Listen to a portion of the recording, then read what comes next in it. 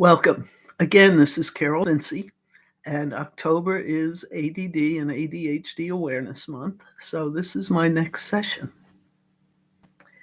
If you survived yesterday's session on fear, shame, and overwhelm, but you decided it was just too scary, too much work, or something that can be, as they say, let dogs lie, and just pass on the opportunity to rattle the cages or this supposedly well balanced life you have been able to structure, let me leave you with something that may shatter your comfort zone. Today's session is tactically placed in this location to have you reconsider this decision. This is the analytical side of me showing up. I'm going to talk about the risks of undiagnosed ADD and ADHD. First, the risk of divorce. Our cat has found something that is more fun to play with than the quiet toy she has. So let me take that out of her reach. The risk of divorce is twice as high in families with undiagnosed ADD and ADHD. So my question to you is, do you want to save your relationship? Obviously a personal choice, but something possibly to be rescued before it passes the point of no return. There's a 17% loss of income.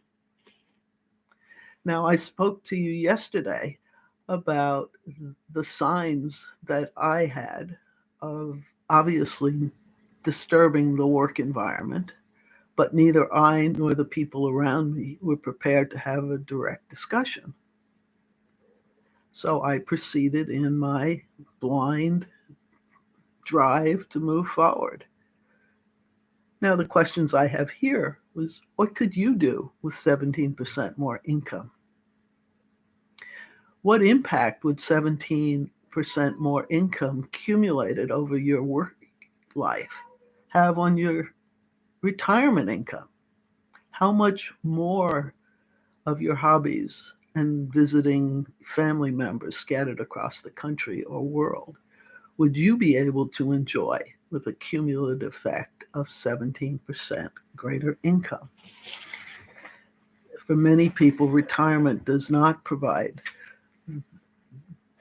the enjoyment that they anticipate. The next one is, since studies are primarily done on males, I can only confidently state that studies have indicated that for men with undiagnosed ADD and ADHD, their life expectancy is 13 years shorter. Is there someone in your life who you would love to have around for another decade or so? Whether that's your spouse or partner, your brother, or your son. 13 years is a long time to be without that important person in your life.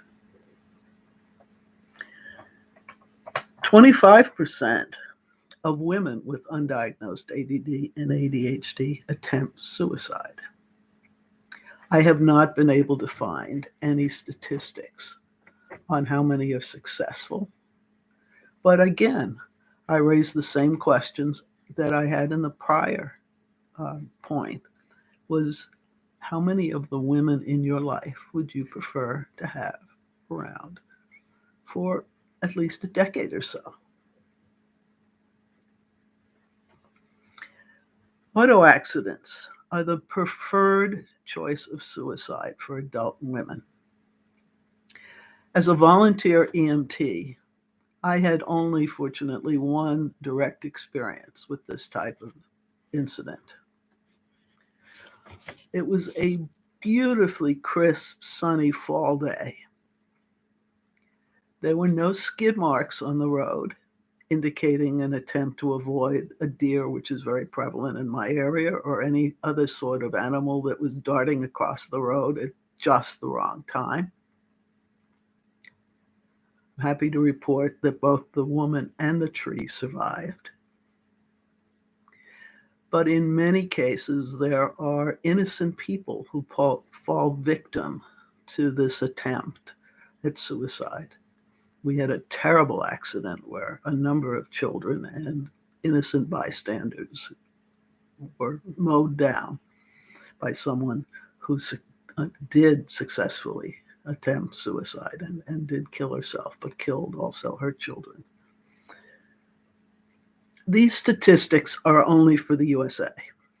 I have not been able to gather statistics from around the world, and I know with the power of YouTube and Zoom that this broadcast is reaching people in other locations geographically. So if anyone is interested or has figures that they want to share, please feel free to post those in the comments following this broadcast.